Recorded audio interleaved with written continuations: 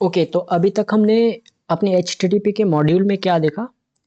HTTP, HTTPS and हमने response भी देखा एंड रिक्वेस्ट भी देखा। उसके बाद हमने हेडर्स क्या होते हैं वो भी जाना। आज के इस क्लास में हम अपना एक स्टेप आगे बढ़ेंगे और आज हम सीखेंगे HTTP मेथड्स के बारे में। तो यहाँ पे मेनली हम बात करेंगे गेट एंड पोस्ट के बारे में। Get, post.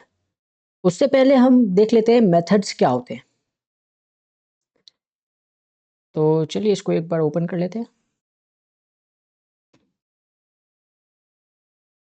एक मिनट। हाँ, तो जो भी हमारा कम्युनिकेशंस होता है क्लाइंट से सर्वर के थ्रू, वो सारा कम्युनिकेशन में जो भी डेटा ट्रांसफर होता है वो होता है मेथड्स के थ्रू। तो यहाँ पे लिखा हुआ है HTTP methods tell the server how to handle request such as sending or receiving data।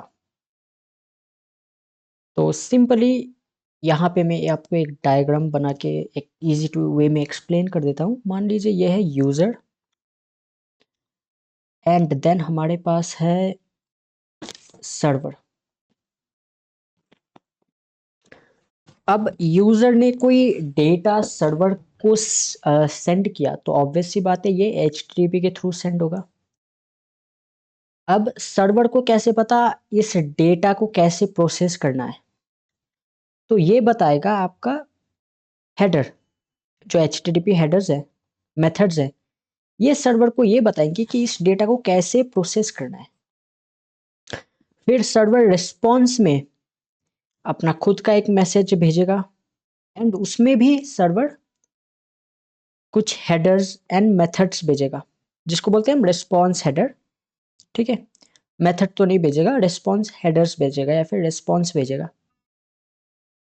अब ब्राउज़र जो है हमारे केस में क्लाइंट इस HTTP रिस्पॉन्स को पढ़ेगा एंड उसके बाद इजी टू वे में यूज़र को रिप्रेजेंट करेगा। तो इसी तरीके से हमारे ये सब होते हैं।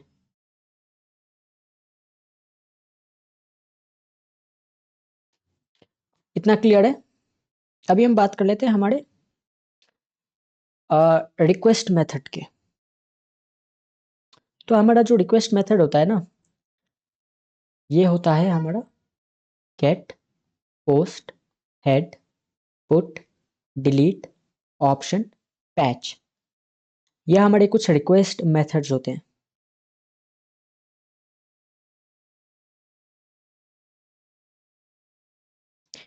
एंड ये हमारे कुछ रिस्पॉन्स हेडर्स होते हैं। तो starting from 1 to 5XX, x represents 0, तो 1x equals to 10, XX equal to 00।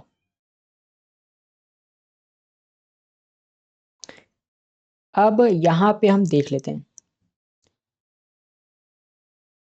Client ने एक डेटा सेंड किया सर्वर को। क्लाइंट कैसे सेंड करेगा डेटा? ये मेथड यूज करके। तो यहाँ पे HTTP डिफरेंट मेथड सपोर्ट करता है, जैसे गेट है, पोस्ट है, हेड है, पुट है, डिलीट, ऑप्शन एंड पैच है। सर्वर के पास ये रिक्वेस्ट जाएगा एंड सर्वर रेस्पॉन्स कोड के थ्रू रिप्लाई करेगा हमारे ब्राउजर को या फिर हमारे क्लाइंट को। तो अगेन 100 से लेके 500 तक रेस्पॉन्स कोड होते हैं जिसके थ्रू सर्वर रेस्पॉन्ड करता है। अब हम देखते हैं कि गेट का क्या मतलब है।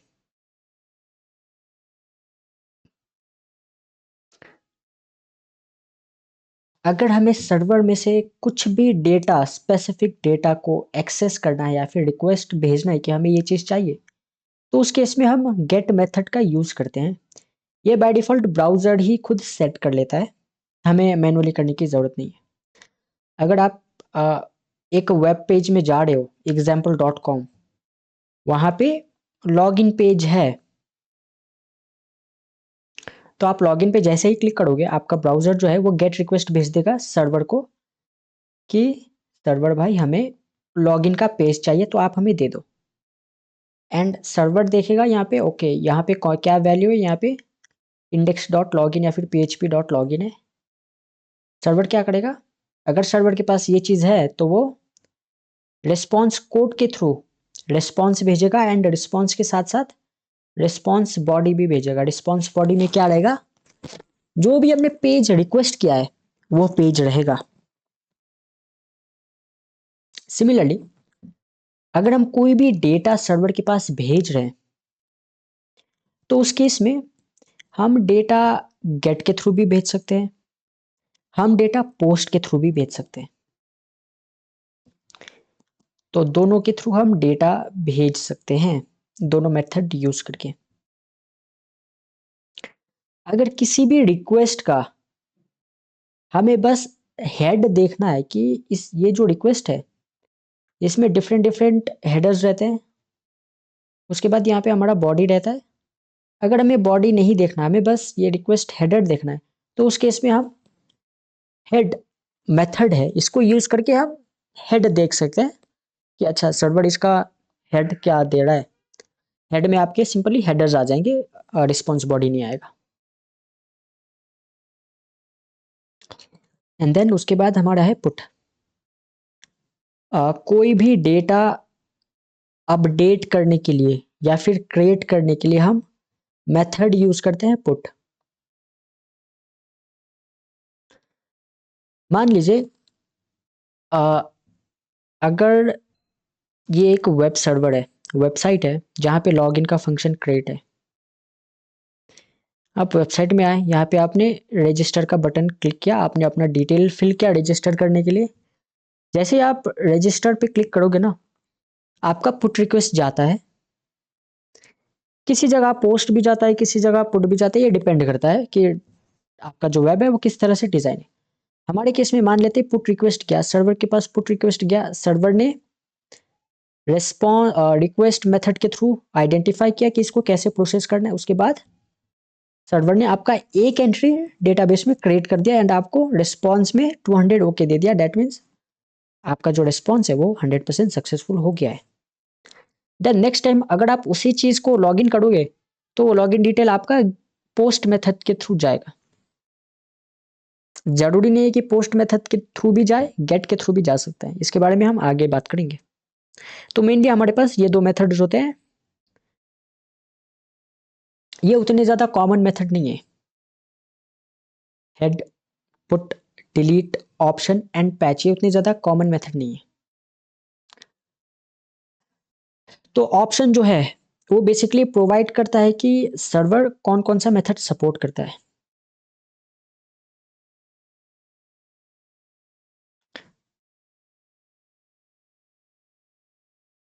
डिलीट जो है वो सर्वर में से कोई भी एक डेटा को डिलीट कर सकता है। जो पैच है ये भी अनकॉमन है, लेकिन ये भी यूज होता है कोई भी एक सर्वर का पोर्शन को टेम्परेरीली अपडेट करने के लिए। मान लीजिए एक लॉगिन का एंट्री है, आपको टेम्परेरी अगर उसको अपडेट करना है तो आप पैच का भी यूज कर सकते हैं, पार्शली अपडेट हो जाएगा। पुट का यूज करेंगे तो परमानेंट अपडेट हो जाएगा। देन यहाँ पे कुछ हमारे पास नोट है तो उसके हम देख लेते हैं। Most modern web application use get and post method.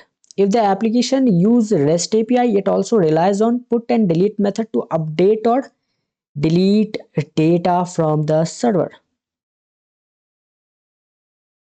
अब सिंपली जो भी नॉर्मल वेबसाइट है वो गेट एंड पोस्ट मेथड पे ही रिलाई करते हैं, लेकिन अगर वो वेबसाइट मॉडर्न है एंड एपीआई यूज कर रहा है तो वो पुट एंड डिलीट मेथड भी यूज कर सकता है।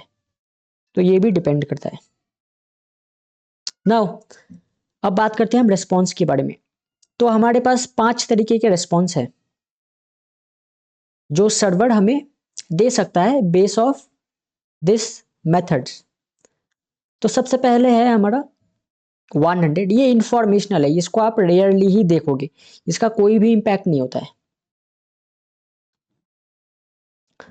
उसके बाद 200 से 300 या फिर 2xx से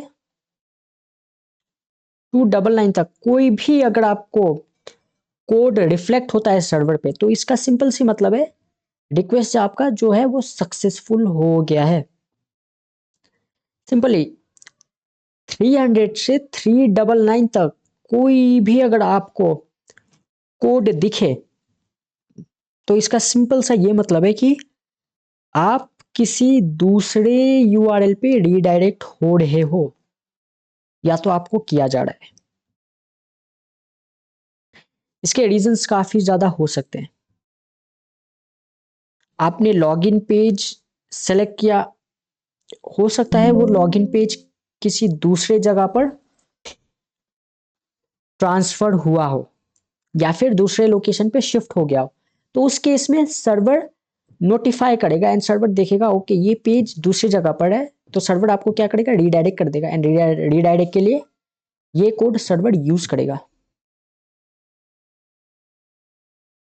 सेम अगर आप कुछ ऐसा रिक्वेस्ट भेज रहे हो जो सर्वर एक्सेप्ट नहीं कर पा रहा है या अंडरस्टैंड नहीं कर पा रहा है, या आप कुछ ऐसा रिसोर्स देख रहे हो जो आप जिसको देखने के लिए आप अनऑथराइज हो, तो उस केस में सर्वर 4xx से 499 तक का स्टेटस या फिर रिस्पॉन्स कोड भेजेगा। तो आप समझ जाना कि आपने ही कुछ डेटा सर्वर के ऊपर सेंड करने में कुछ गलती की है।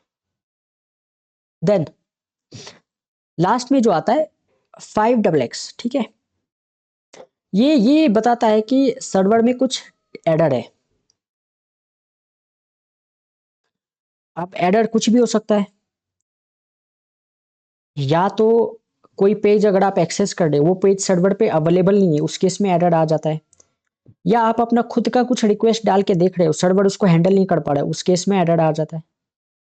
तो ये सारी चीजें होती है एंड क्लाइंट एंड सर्वर ऐसे ही कम्युनिकेट करते हैं। क्लाइंट रिक्वेस्ट मेथड भेजता है कम्युनिकेशन के लिए एंड सर्वर रेस्पॉन्स मेथड भेजता है, रेस्पॉन्स कोड भेजता है, ताकि ब्राउजर जो है हमारा जो रेस्पॉन्स है वो समझ पाए। इतना क्लियर है? कोई डाउट यहाँ पे?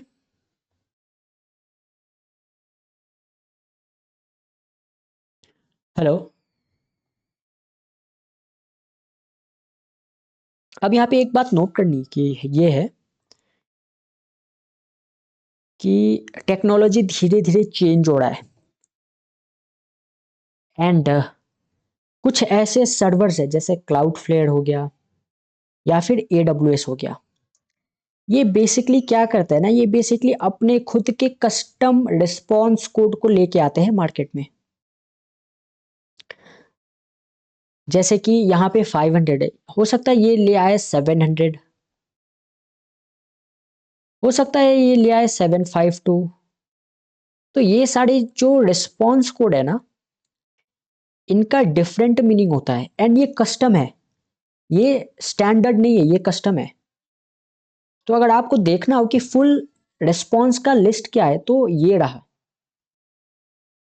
ये फुल रिस्पॉन्स का लिस्ट है। आप MDM डॉक्यूमेंट में जाके इसको गो थ्रू कर सकते हो। तो यहाँ पे सारा चीज दिया हुआ है। इंफॉर्मेशनल में आपका क्या आता है, जैसे 100, 101, 102, 103। उसके बाद सक्सेसफुल में क्या आता है, तो बेसिकली ये आता है हमारा ट्रेस एक मेथड हो गया, पुट पोस्ट हो गया, अगर डेटा क्रिएट हो रहा है तो क्या आएगा, है ना, एक्सेप्टेड में क्या आएगा। तो ये सारी चीजें, लेकिन आपको इतनी डीप जाने की जरूरत है नहीं। क्लाइंट रिस्पॉन्स में आप देख लो, यहाँ पे हो गया 409, 4010, 411, 426। सर्वर एरर रिस्पॉन्स में आप ये देख लो एंड ये देख लो कि ब्राउजर कंपैटिबिलिटी क्या है। ब्राउज़र कंपैटिबिलिटी ये है, ये आपके हैं रिस्पॉन्स कोड, और ये वो ब्राउज़र है जो सपोर्ट करते हैं, जैसे क्रोम का ये वर्जन इस रिस्पॉन्स कोड को सपोर्ट करेगा। सिमिलरली यहाँ पे ये जो मेथड्स हैं या फिर रिस्पॉन्स कोड है, ये ब्राउज़र सपोर्ट करेंगे या नहीं करेंगे, ये कंप्यूटर की बात हो गई, ये मोबाइल फ़ोन की बात हो गई। तो ऐसे आप देख सकते हैं। तो क्लियर यहाँ पे? किसी को कोई डाउट?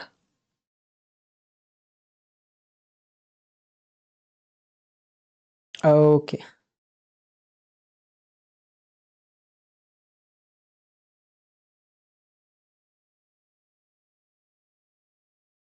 तो अब हम बात करते हैं हमारा पहला मेथड जो है गेट। तो गेट मेथड के बारे में हम बात करते हैं। तो जैसा कि आप सब जानते हैं, हमें अगर कोई भी चीज़ सर्वर से मंगानी हो तो उस केस में हम गेट रिक्वेस्ट या फिर गेट मेथड को हम यूज़ करते हैं। अब ऐसा नहीं है कि बस हम कुछ चीज़ रिट्रीव करने के लिए ही गेट मेथड यूज़ करते हैं। हम गेट मेथड के थ्रू डेटा को भी सेंड कर सकते हैं। मैं यहाँ पे एक एग्जांपल दे रहा हूँ।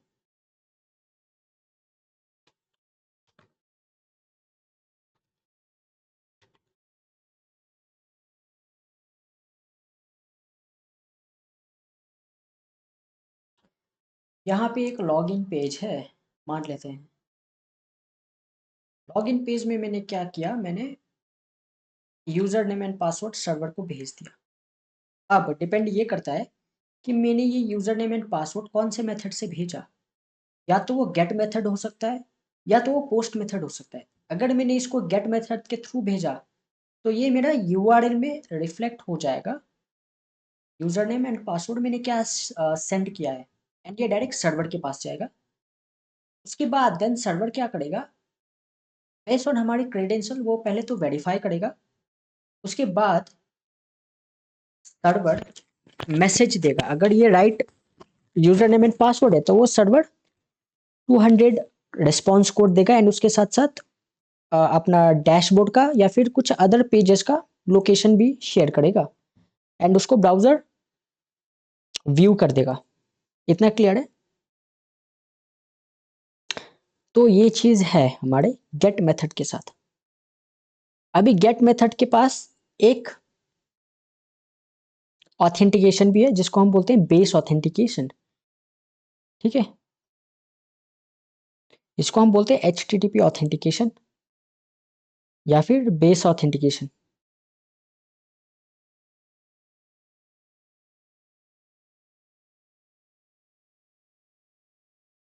इसके बारे में हम कुछ समझते हैं। बेस ऑथेंटिकेशन अब ये है क्या, इसको हम अच्छे से देखते हैं एक लैब के थ्रू। तो मैं पहले फायरफॉक्स ओपन कर लूँ।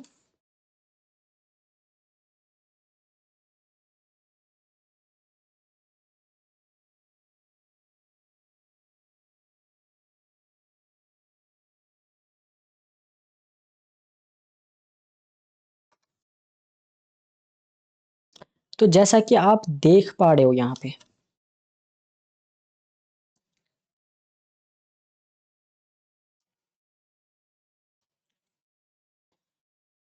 मैंने वेबसाइट ओपन करने के लिए मैंने यहाँ पे वेबसाइट का यूआरएल डाला, एंड जैसे ही मैंने यूआरएल डाला यहाँ पे एक लॉगिन पेज आ गया।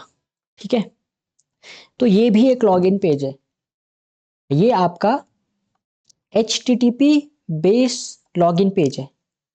ठीक है, अब हमारे पास दो टाइप के लॉगिन पेज होते हैं, एक जो हमारा नॉर्मल मॉडर्न लॉगिन पेज जो कि है फॉर्म, जिसको लॉगिन फॉर्म भी बोलते हैं, एंड एक है हमारा HTTP बेस लॉगिन फॉर्म। अब दो चीज को हम समझते हैं।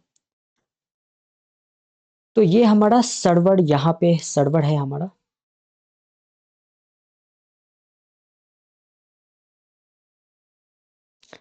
अब सर्वर है, अब सर्वर में डिफरेंट क्या है, फाइल्स है।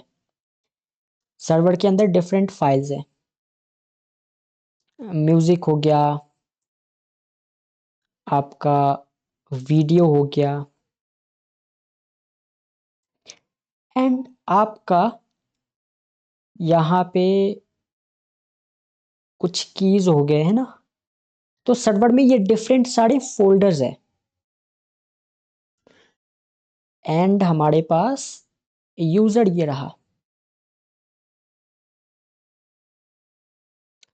यूजर चाहे तो इसको डायरेक्टली ये म्यूजिक वाले फाइल को एक्सेस कर सकते हैं, लेकिन आपने क्या किया, यूजर डायरेक्ट सर्वर को रिक्वेस्ट करेगा एंड यूजर बोलेगा मुझको यूजर का या फिर मुझको म्यूजिक वाला फोल्डर का एक्सेस चाहिए, सर्वर इसको लाके दे देगा। अब आपने क्या किया, सर्वर के ऊपर एक ऑथेंटिकेशन इंप्लीमेंट कर दिया। अब अगर रिक्वेस्ट कोई भी करेगा तो सर्वर बोलेगा रिक्वेस्ट में तभी एक्सेप्ट करूंगा जब आप यूजर नेम एंड पासवर्ड देके सर्वर को अनलॉक करोगे। तो जैसे ही आपने सर्वर को अनलॉक किया आपके पास ये फाइल आ गया। ये आपको क्लियर है? HTTP बेस्ड ऑथेंटिकेशन में आपका जो ऑथेंटिकेशन होता है वो सर्वर पे लगा होता है। आप कोई भी वेबसाइट ओपन नहीं कर पाओगे जब तक अगर आप सर्वर को अनलॉक नहीं करते। आपका रिक्वेस्ट सर्वर में जाएगा, आपको यूजर नेम एंड पासवर्ड देना पड़ेगा, तभी सर्वर वो रिक्वेस्ट एक्सेप्ट करेगा एंड सर्वर के अंदर जो भी पेज है, चाहे वो लॉगिन पेज हो चाहे वो कोई अदर पेज हो, वो तभी शो होगा। इतना आपको क्लियर है?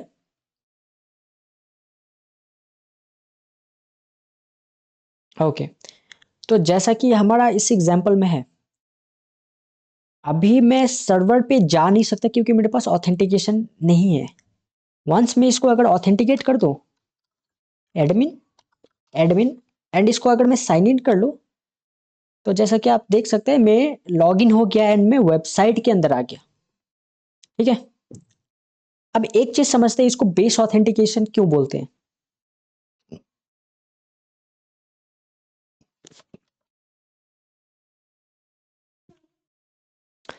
हम इंटरसेप्ट करेंगे नेटवर्क टैब, इसको मैंने सेंड कर दिया। अब यहां पे देखें, यह हमारा गेट रिक्वेस्ट जा रहा है। ऑब्वियसली हमने सबसे पहले होम पेज को एक्सेस किया, ठीक है, लॉगिन क्रेडेंशियल डाल के सर्वर को अनलॉक किया। अनलॉक करने के बाद हमने होम पेज को एक्सेस किया तो स्लैश आ रहा है। अब रिक्वेस्ट देखिए, रिक्वेस्ट में हमारे पास कुछ नहीं, लेकिन हम हेडर्स देख सकते हैं। रिस्पॉन्स नहीं, हम देखेंगे request header. And request header में ये चीज आपको बहुत नोट करना पड़ेगा, ऑथराइजेशन हेडर।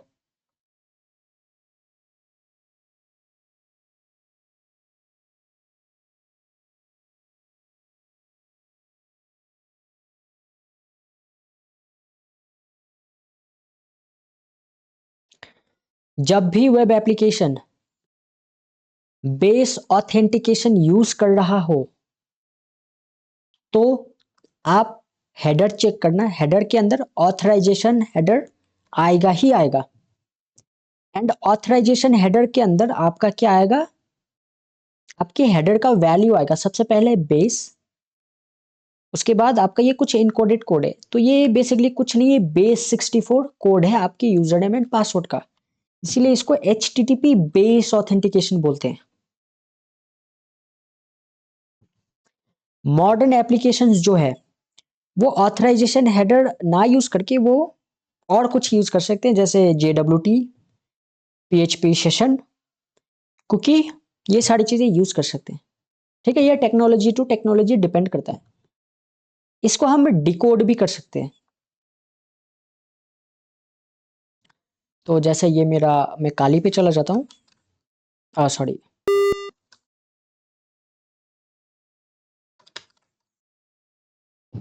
इसको हम डिकोड करने का ट्राई करते हैं।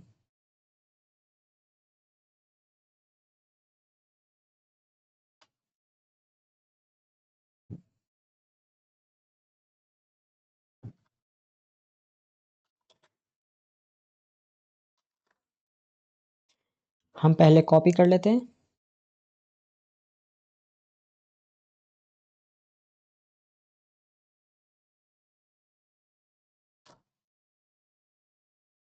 हमें बस वैल्यू चाहिए, जो कि वैल्यू हमारा ये है।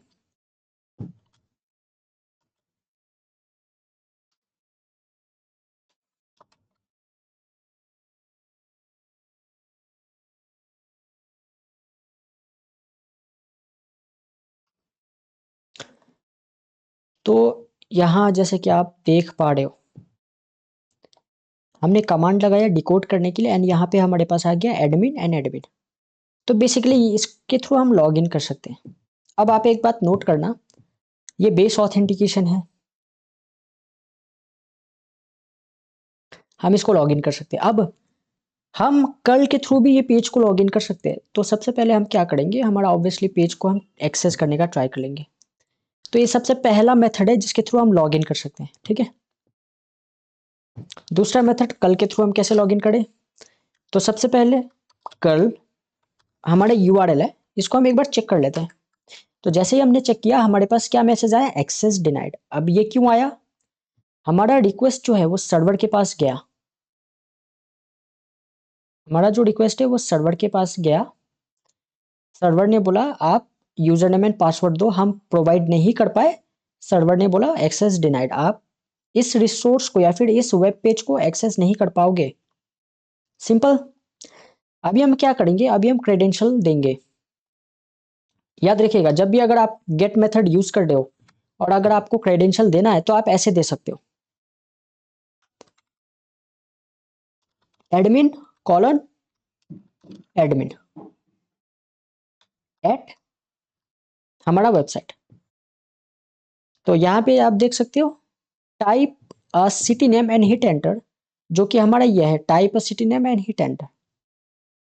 तो ऐसे हम लॉग इन कर सकते हैं। ये क्लियर है, इसमें किसी को कोई डाउट? ओके, अभी हम लॉग इन तो हमने कर लिया। अभी हम मेथड अभी हम हेडर्स देखते हैं कि हमारे पास कौन कौन से हेडर्स आए। तो उसके लिए कमांड क्या है, अगर मुझको हेडर देखना है, रेस्पॉन्स हेडर, कोई बताएगा? -i हमने डाला और यहाँ पे हमारे पास रेस्पॉन्स हेडर आ गया।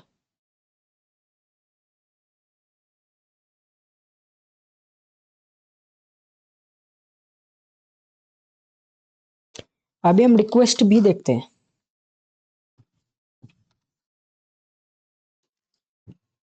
तो ये हमारा रेस्पॉन्स हेडर है एंड अभी हम देखते हैं रिक्वेस्ट हेडर भी।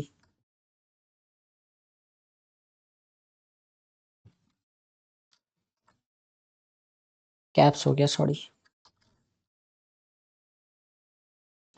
यहाँ पे है हमारा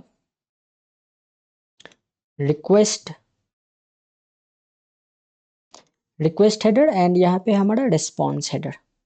यहाँ पे आप स्टेटस कोड देख पा रहे होगे, यहाँ पे बैनर ग्रैबिंग इंफॉर्मेशन देख पा रहे होगे।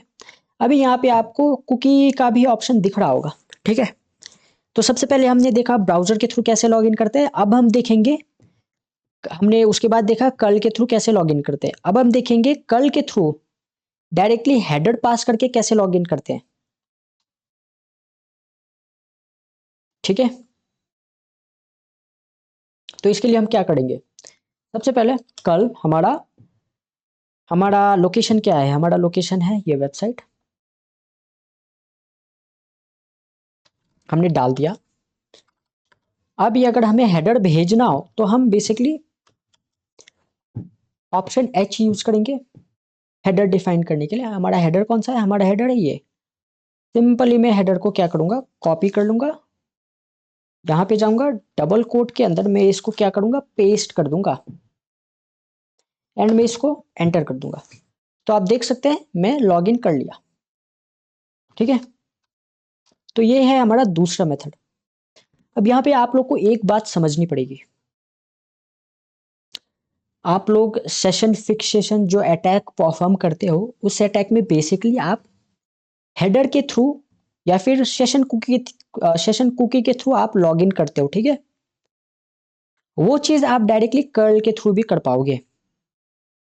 जैसे हमने यहां पे किया, हमने बेसिकली क्या किया, ब्राउजर से पहले लॉगिन किया, सेशन कुकी को हमने कॉपी किया,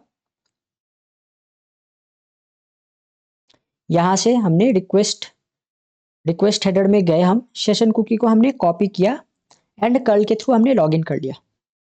प्रॉपर इतना समझ में आ रहा है? इतना समझ में आ रहा है? अब यहाँ पे आपको एक बात समझना पड़ेगा। यहाँ पे हमारा कुकी का वैल्यू क्या है? W4 है। यहाँ पे हमारा कुकी का वैल्यू क्या है? W4 है। ठीक है। जब तक मैं यहाँ पे लॉग इन हूं ना, मेरा ये कुकी तो एक्टिव ही रहेगा। अगर ये कुकी मेरा एक्टिव है तो मैं दूसरे ब्राउजर पे लॉगिन तो कर ही सकता हूँ सेम कुकी को यूज करके, है कि नहीं? अगर आपको ये बताना है किसी को कि सेशन फिक्सेशन है, तो उस केस में आपको क्या करना पड़ेगा? पहले लॉगिन करना पड़ेगा, उसके बाद लॉग आउट करना पड़ेगा, उसके बाद ये कुकी आपको यूज करके लॉगिन करना पड़ेगा। एंड अगर तब लॉगिन हो रहा है तब आप इसको सेशन फिक्सेशन में दे सकते हो। आपने बस लॉगिन किया, कुकी जनरेट किया, ये कुकी कॉपी करके री लॉगिन किया, तो वो तो इनवैलिड हो गया ना, क्योंकि कुकी स्टेटस जब तक एक्टिव रहेगा तब तक आप लॉगिन कर ही पाओगे। समझ रहे हो आप?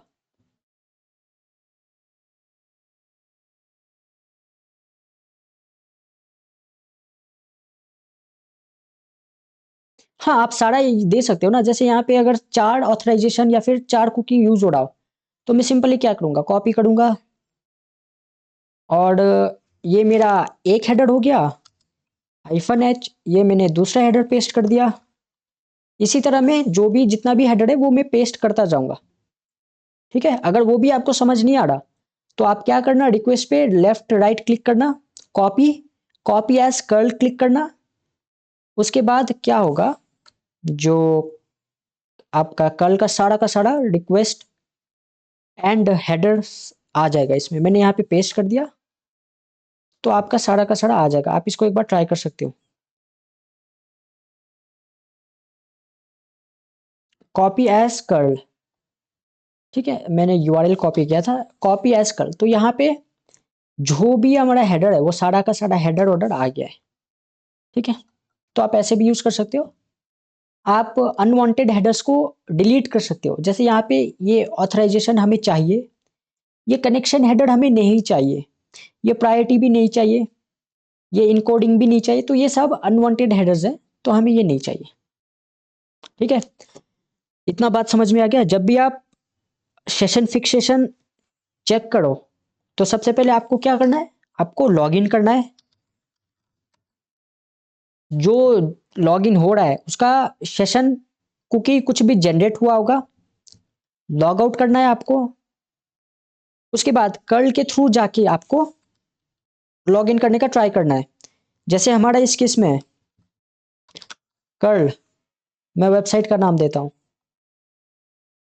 वेबसाइट। उसके बाद मैं कुकी पास करूंगा, तो कुकी में हाइफन बी के थ्रू भी पास कर सकता हूं और -h के थ्रू भी पास कर सकता हूं। डिफरेंस क्या है? अगर मैं h के थ्रू पास करूंगा तो मुझको ऑथराइजेशन हेडर ये वैल्यू लगाना पड़ेगा, लेकिन अगर मैं -b के थ्रू पास करता हूं तो मुझको बस इसका वैल्यू डिफाइन करना पड़ेगा। हाँ, तो ये इसका वैल्यू है। अभी भी एक्सेस डिनाइड बोल रहा है, ऐसा क्यों? ऐसा इसलिए क्योंकि इसका वैल्यू एक्चुअली में ये है। हाँ, एक मिनट, इसको हम चेक कर लेते हैं। किससे?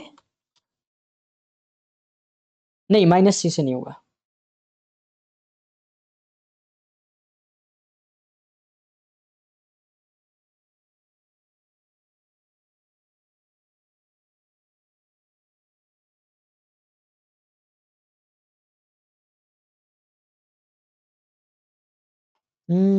एक बार हम चेक कर लेते हैं।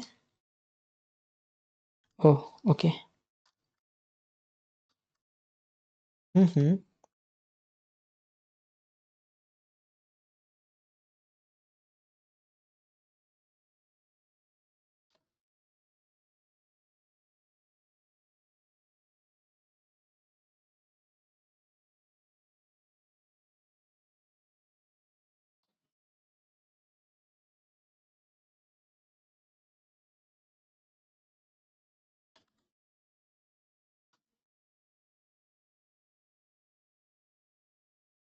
एक बार हम इसका कमांड देख लेते हैं। हाँ, तो ये है हमारा एक्सेस डिनाइड एंड हम ऐसे सेट कर सकते हैं। ऑथराइजेशन हम कैसे यूज़ कर सकते हैं, एज अ हेडर भी हम यूज़ कर सकते हैं। उसके बाद हमारा कुछ ऑप्शन आएगा।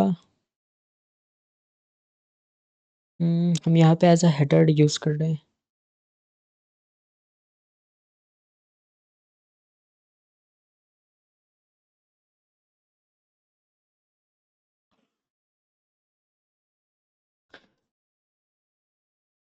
ओके, हम इसको देखेंगे, ये हम बी के थ्रू कैसे करेंगे। अभी हम अपने नेक्स्ट टॉपिक की ओर मूव ऑन करते हैं। इतना आप लोग को समझ में आ गया? कोई डाउट इसमें, कुछ पूछना हो? ओके, अभी हम और एक चीज़ देखते हैं। ऑब्वियसली हमने लॉगिन तो कर लिया। अब यहाँ पे हमें ये बोल रहा है कि आप कुछ भी चीज़ सर्च करो, है ना? यहाँ पे क्या बोल रहा है, type a city name and hit enter. तो मैं नोएडा टाइप करता हूँ एंड मैं एंटर कर लेता हूँ, तो हमारा रिस्पॉन्स गया, कहीं ना कहीं तो गया होगा। मैं और एक बार करता हूँ।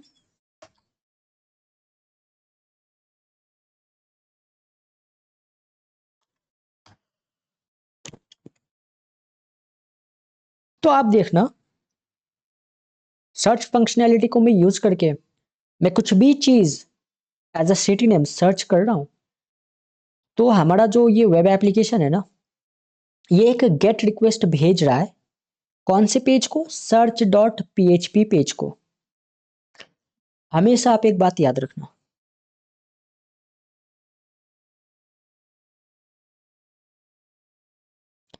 आप कुछ भी चीज सर्च कर रहे हो ना, जब तक वो dot H T M L format में है, वो स्टैटिक पेज है, ठीक है? एंड मान लीजिए H T M L page में एक सर्च फंक्शनैलिटी है जिसपे आपने कुछ चीज सर्च किया, और जैसे ही आपने रिक्वेस्ट को सेंड किया, ये request dot PHP page dot PHP में जाके कन्वर्ट हो जाएगा। तो आप याद रखना, ये जो पेज डॉट पीएचपी है ना, ये डायनेमिक कंटेंट के लिए यूज होता है, ठीक है? तो इस केस में क्या हो रहा है ना, ये हमारा एच तो स्टैटिक पेज है, लेकिन ये सर्च फंक्शनैलिटी पे कुछ भी सर्च कर रहे हैं, तो ये सर्च डॉट पीएचपी पे हमें रिडायरेक्ट करके वहां से रिजल्ट दे रहा है। दैट मीन्स ये search dot PHP dynamic page है। तो इसको फर्दर हम टेस्ट कर सकते हैं। अब टेस्ट करने के लिए हम क्या करेंगे, आपको बर्प में जाने की जरूरत नहीं है। यहाँ पे हमें सिंपली इस रिक्वेस्ट में क्लिक करना है। यहाँ पे पूरा का पूरा हेडर आ जाएगा। यहाँ पे कुकी गया इसके साथ, नहीं गया वो भी आ जाएगा। रिक्वेस्ट क्या भेजा आपने वो भी आ जाएगा। रिस्पॉन्स क्या है वो भी आ जाएगा। टाइमिंग, सारा चीज आ जाएगा। अब बाय डिफॉल्ट हम गेट मेथड यूज कर रहे हैं, तो रिक्वेस्ट में ऐसा कुछ दिखेगा नहीं, क्योंकि रिक्वेस्ट में वो चीज दिखेगा जो चीज पोस्ट मेथड के थ्रू सेंड किया जाए। गेट मेथड के थ्रू जो भी सेंड होगा वो आपका यूआरएल में दिख जाएगा, जो कि ये यूआरएल है हमारा। अभी हम क्या करेंगे, इसको कॉपी करके सेम चीज हम कर्ल के थ्रू एक्सेस करने का ट्राई करेंगे। तो मैंने इसको कॉपी किया, पेस्ट कर दिया। अभी मैं इसको एक्सेस करूं क्या? एंटर कर दिया। अभी मेरे पास क्या आया? एक्सेस डिनाइड आया। ऐसा क्यों? कोई मुझको बता पाएगा?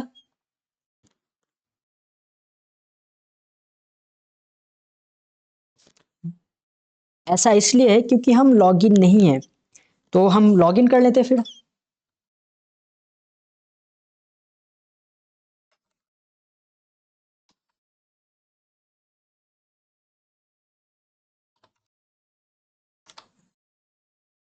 अब क्या हुआ? अब तो हमने यूजर नेम एंड पासवर्ड भी डाला।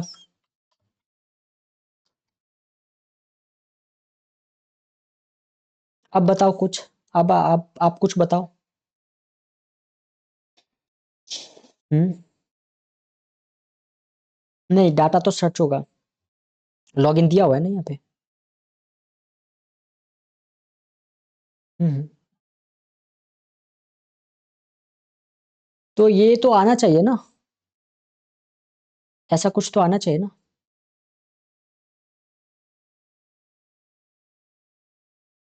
हम्म हमें इसमें हेडर पास करना पड़ेगा। नहीं नहीं नहीं, हमें यहाँ पे हेडर पास करना पड़ेगा। हमारा कौन सा हेडर है? हमारा हेडर है ये, ऑथेंटिकेशन टोकन पास करना पड़ेगा सिंपली, अगर मैं स्पेसिफिकली बोलूँ तो।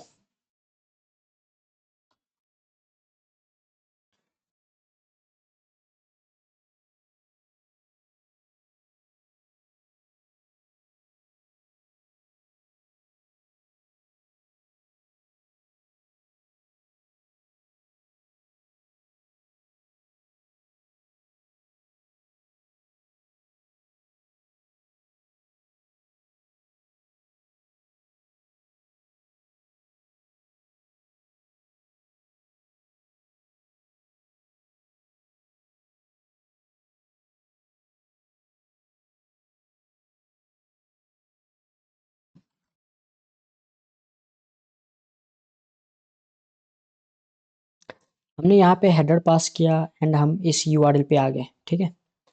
अभी हमें कुछ रिस्पॉन्स मिला नहीं। अभी हम यहाँ पे क्या सर्च करते हैं? अभी हम यहाँ पे यूके या फिर लंदन सर्च करते हैं, जो सिटी उसमें है। अभी हम यूके सर्च करते हैं, मान लो। तो हमने यूके सेलेक्ट किया, ऑब्वियसली हमारे ये जो सर्च डॉट पीएचपी है ना, इस पेज में यूके का इंफॉर्मेशन होगा, तो इसने ला के दे दिया। हाँ, तो इसलिए ये नहीं दिया। तो इस तरह से हम इस चीज़ों को टेस्ट कर सकते हैं। अभी आपको क्या है, अभी आपको कुछ पेलोड वोलोड डालना है तो आप यहीं से डाल सकते हो, ठीक है। दूसरी बात, क्या हो अगर मैं डायरेक्ट सर्च वैल्यू हटा दूं और डायरेक्ट ये जो सर्च डॉट पीएचपी है ना, इस पेज पे डायरेक्ट हिट कराऊं, तो क्या होगा? ये भी हम चेक कर लेते हैं। सर्च वैल्यू पे या सर्च डॉट पीएचपी पे हिट कराने पे हमारे पास कुछ रिजल्ट नहीं आया। क्या हो अगर मैं सर्च वैल्यू है इसको मैं नल रख दूं, तो भी कुछ वैल्यू नहीं आया। क्या हो अगर मैं यहाँ पे कुछ डिफरेंट चीज डाल दूं, तो ये सारी चीजें हमने कर लिया। अभी हम इसका क्या करना है, रिस्पॉन्स एंड रिक्वेस्ट हेडर को हम व्यू कर सकते हैं एंड एनालाइज कर सकते हैं, एंड इसी तरह से हम टेस्टिंग करेंगे। पता चल गया आपको किस तरीके से कर्ल का यूज करके हम डेटा सेंड करते हैं सर्वर पे, हम मेथड या फिर हेडर सेंड करते हैं। इसमें कोई डाउट?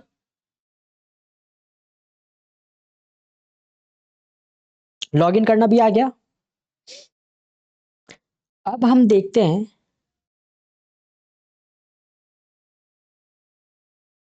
हाँ वो हम एपीआई में देखेंगे, जब एपीआई के थ्रू हम काम करेंगे ना, उसमें हम देखेंगे।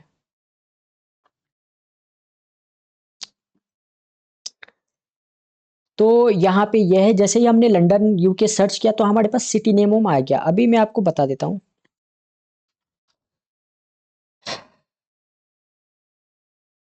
मैं यहाँ पे यूके टाइप कर रहा हूँ, ठीक है।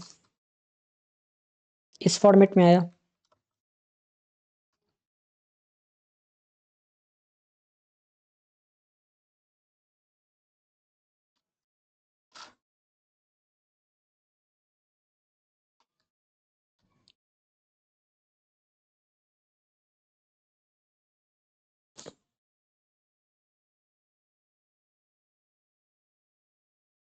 यहाँ पे हमारा डेटा इस फॉर्मेट में आ गया, ठीक है। अभी कर्ल के थ्रू हम यहाँ पे अपना खुद का मॉडिफाइड रिक्वेस्ट भी सेंड कर सकते हैं। मान लीजिए वेब एप्लीकेशन में आ, कुछ वैलिडेशन लगा हुआ है, मैं यहाँ पे क्रॉस साइट स्क्रिप्टिंग का पेलोड नहीं डाल सकता। या फिर मैं यहाँ पे मेरा मनपसंद चीज में सर्च नहीं कर सकता या फिर नहीं लिख सकता, वैलिडेशन लगा हुआ है। ठीक है, जैसे मैं यहाँ पे ये स्पेशल कैरेक्टर डाल रहा हूं ना, तो यहाँ पे कुछ नहीं हो रहा है, या फिर मान लीजिए मैं नहीं डाल पा रहा हूं, तो उसको इसमें आप क्या करोगे, सिंपली रिक्वेस्ट कॉपी ओपी करोगे, कर्ल में जाओगे एंड अपना खुद का मॉडिफाइड जो भी आप बनाना चाहो आप बना सकते हो। ठीक है, समझ में आ गया इतना? क्लियर?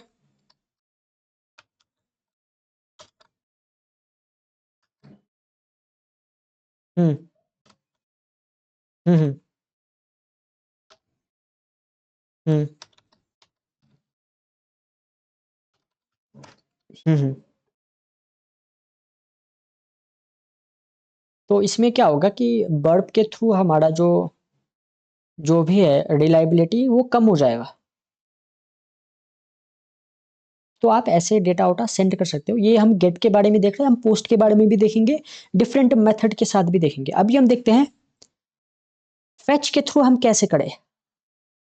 तो फेच एक फंक्शन है जो कि आपके ब्राउजर में ही रहता है। ठीक है, फेच के थ्रू हम क्या कर सकते हैं,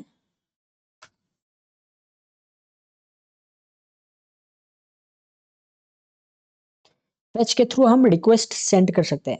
आपने देखा होगा अ,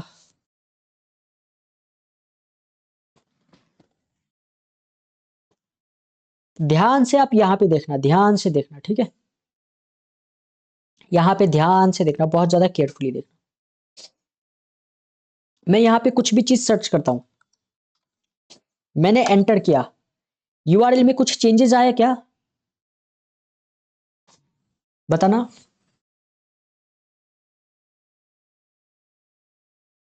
लेकिन ये रिक्वेस्ट तो सेंड हुआ ना।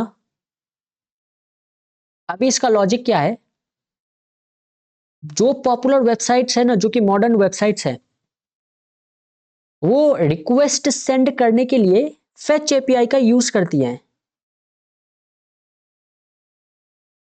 एंड जब आपका ये रिक्वेस्ट जाता है ना, ये जो पेज है ये लोड नहीं होता है। तो कई सारे लोगों को लगता है कि ये जो डेटा है ना ये इंटरनली इसी पेज के अंदर स्टोर्ड है। ऐसा नहीं है। ये जो रिक्वेस्ट सेंड हो रहा है ये आपका फेच एपीआई के थ्रू सेंड हो रहा है, इसीलिए आप यहाँ पे आपका पेज जो है वो लोड नहीं हो रहा है। इसको बोलते हैं सिंगल पेज एप्लीकेशन। ठीक है, समझ गए ना? अगर आपको मल्टीपल पेज बनाना हो तो अगर आपने यहाँ पे सर्च किया तो यहाँ पे स्लैश सर्च डॉट पीएचपी आपका वैल्यू यहाँ पे आ जाएगा। लेकिन आप एसपीए बना रहे हो, मान लो आप वन पेज एप्लीकेशन बना रहे हो जिसमें आपका सर्च फंक्शन सारा हो और जो भी आपका रिक्वेस्ट जाए वो इंटरनली जाए, यूजर को पता ना चले कि ये डेटा आ कहाँ रहा है, या फिर यूजर को ये ना लगे कि हमारा वेबसाइट लोड हो रहा है, तो उस केस में एसपीए यूज होता है और ये बहुत ही ज्यादा फास्ट होता है। एग्जाम्पल आपने देख ही लिया, यहाँ पे कुछ भी डेटा हम सर्च कर रहे हैं, कहीं ना कहीं तो डेटा ला ही रहा होगा ना कहीं ना कहीं से, लेकिन ये लोड नहीं हो रहा है। लेकिन जैसे ही आप इंस्पेक्ट करोगे एंड आप इसको रीलोड करके देखोगे तो आपको पता चलेगा। मैं इसको डिलीट कर देता हूं। मैं यहाँ पे अगर मैं कुछ भी टाइप करूं और एंटर करूं तो आपको पता चलेगा हमारा रिक्वेस्ट इस पेज पे जा रहा है और ये इंटरनली जा रहा है, तो आपको दिख नहीं रहा है। तो ऐसे काम को परफॉर्म करने के लिए डेवलपर्स यूज करते हैं fetch API.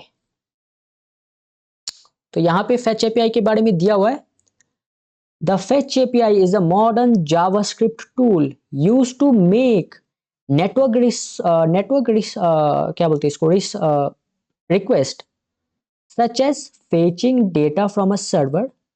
It provides a simple and more powerful way to send HTTP requests like GET and POST and handle response compared to old method like AJAX. Website को fast बनाने के लिए fetch use होता है। अभी fetch का through आप भी कर सकते हो, फैच का यूज आप भी कर सकते हो। आपको क्या करना है, बस रिक्वेस्ट पे लेफ्ट क्लिक करना है, कॉपी वैल्यू पे क्लिक करना है, उसके बाद कॉपी एज फेच यहां पे आपको दिख रहा होगा, इसको सेलेक्ट करना है, फेच रिक्वेस्ट आपके पास आ गया। अभी फेच रिक्वेस्ट दिखता कैसा है? तो दिखता ऐसा है। ये जो रिक्वेस्ट देख रहे हो ना आप, इसको बोलते हैं फेच रिक्वेस्ट। ये जावास्क्रिप्ट यूज करके रिक्वेस्ट आपका सेंड करता है। अभी यहाँ पे देखो आप, यहाँ पे अवेट फेच है ना, यहाँ पे और भी सारी चीजें हैं। यहाँ पे हमारा क्रेडेंशियल है, तो क्रेडेंशियल क्या बोल रहा है? अच्छा, credential is already included. Okay. User agent क्या है? यूजर एजेंट ये है, आप यहाँ से कुछ भी चेंज कर सकते हो। एक्सेप्ट लैंग्वेज, ये सारा हमारा हेडर है, एंड ऑथेंटिकेशन हेडर यहाँ पे है। अभी हम कौन से पेज से रेफर हो रहे हैं? ये पेज से। मेथड कौन सा है? गेट है। ठीक है, ये सारा चीज है। Got it? हम जा कहाँ रहे हैं? हम क्या चीज फेच करना चाहते हैं? तो हम इस वेबसाइट का ये डेटा फेच करना चाहते हैं, तो आप यहां से भी चीजें को चेंज ऑन कर सकते हो। इतना समझ में आ गया आपको? अभी रिक्वेस्ट सेंड कैसे करें?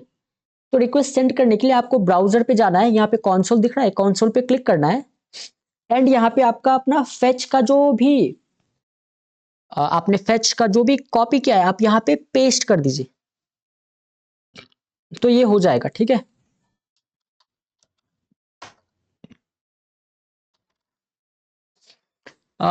टाइप अलो पेस्टिंग।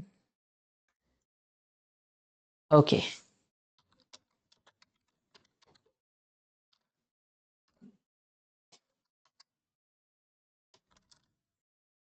यहाँ पे आपको दिखा हमारा फेच एपीआई का डेटा। जैसे ही मैं एंटर करूंगा, रिस्पॉन्स आपको यहाँ पे मिल जाएगा। तो रिस्पॉन्स में क्या आया?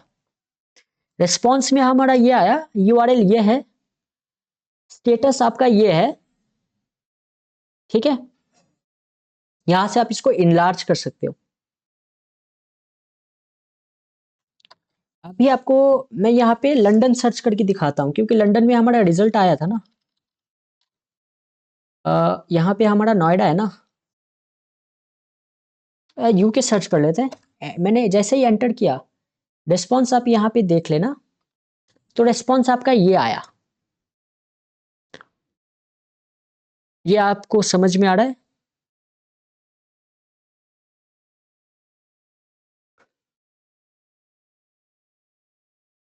क्लियर है ये? किसी को कोई प्रॉब्लम?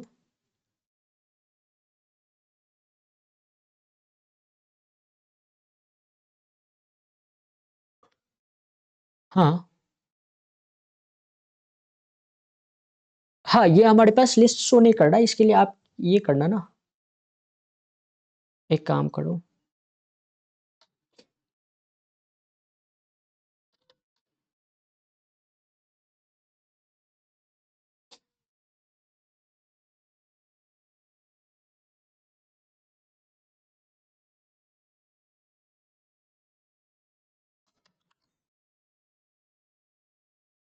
ये हमारा स्टेटस और ये सारा चीज हमारा यहाँ पे आ गया। ठीक है, तो ये हमें रिस्पॉन्स बस दे रहा है ना, रिस्पॉन्स में हमारा ये है। अब सेम चीज अगर मैं यहाँ पे करूँ, ठीक है, ये तो हमें बस रिजल्ट दिखा रहा है ना, क्योंकि ये तो HTML पेज है ना। अभी मैं यहाँ पे लीड्स टाइप करूँ, एंटर कर दूं, तो क्या होगा? कुछ होगा क्या? कुछ नहीं होगा। वेबसाइट थोड़ी ना कुछ दिखा रहा है, ये तो सर्च फंक्शन में हमारा रिजल्ट आ रहा है, और यहाँ पे भी हमें रिस्पॉन्स तो मिला ना। तो ये है, कल का हमने यूज किया, कल को यूज करके हमने क्या किया?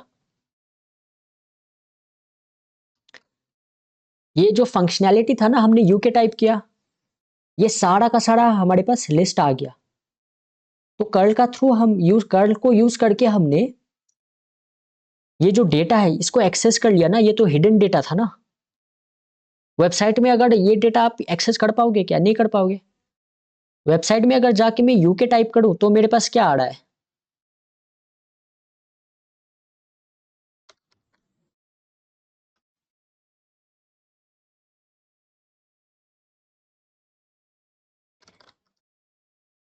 यूके सर्च किया हमने, फ्रंट एंड पे कुछ शो हुआ क्या? नहीं हुआ।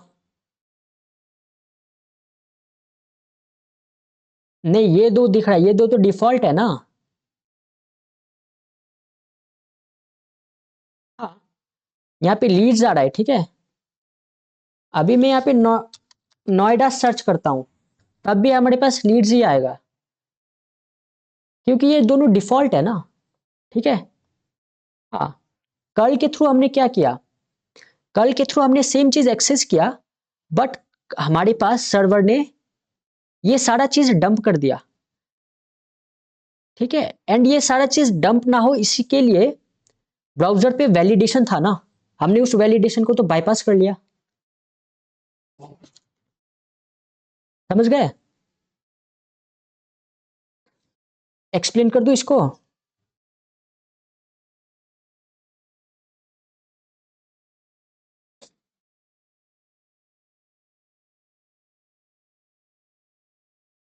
मैं बताता हूं।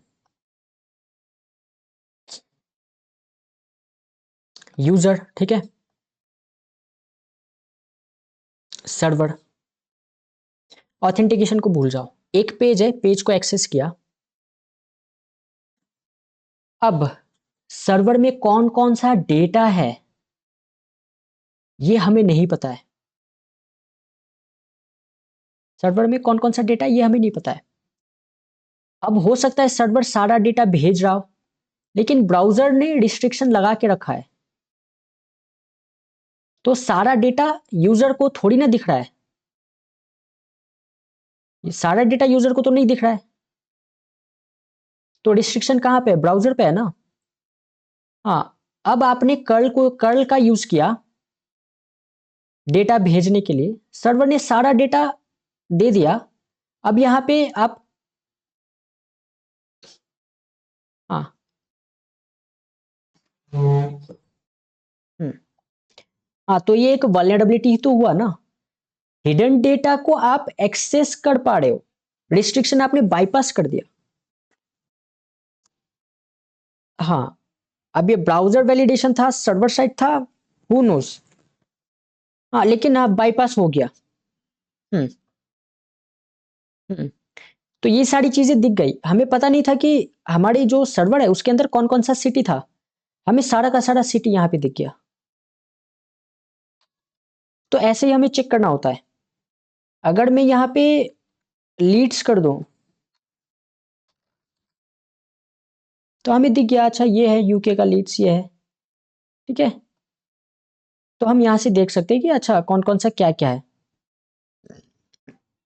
बात समझ आए कैसे हम कर्ल का यूज करके हिडन चीजें देख देख पाते हैं।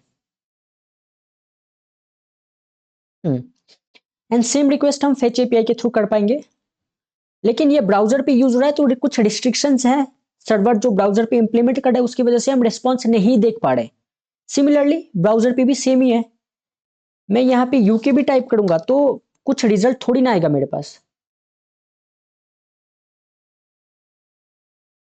हम्म, हम्म। इस वैलिडेशन ये जो यहाँ पे हुआ है ना, इसको आपको चेक करने के लिए आपको बर्फ चाहिए था पहले,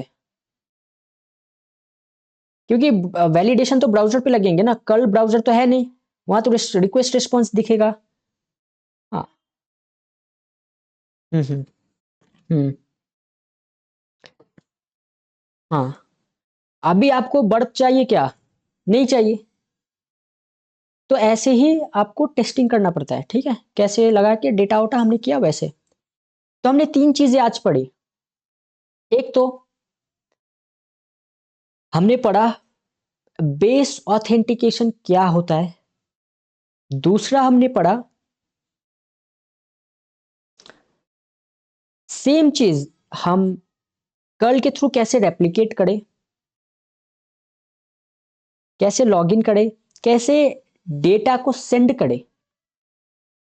तीसरा हमने पढ़ा कैसे फेच एपीआई यूज करके हम ये चीजों को परफॉर्म करें,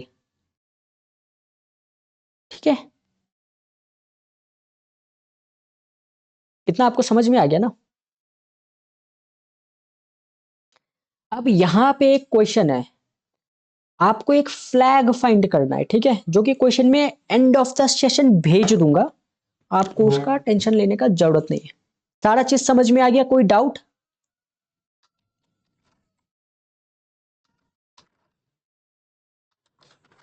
अब हम दूसरा लॉगिन मेथड के बारे में बात करते हैं, जो कि है हमारा पोस्ट।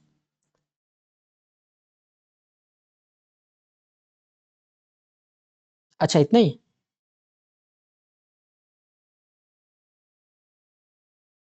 ओके। फिर हमारे पास पोस्ट और क्रूड एपीआई बच जाएंगे।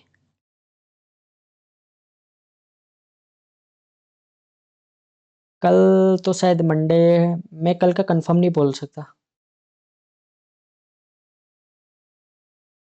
ठीक है, तो आज आज आज फिर हम इतना ही लगते हैं, कल गेट तक, ठीक है? सारा चीज समझ आ गया ना? कोई डाउट इसमें? कुछ पूछना हो?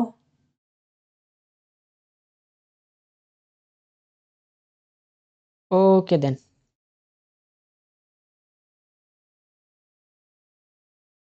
Okay, thank you.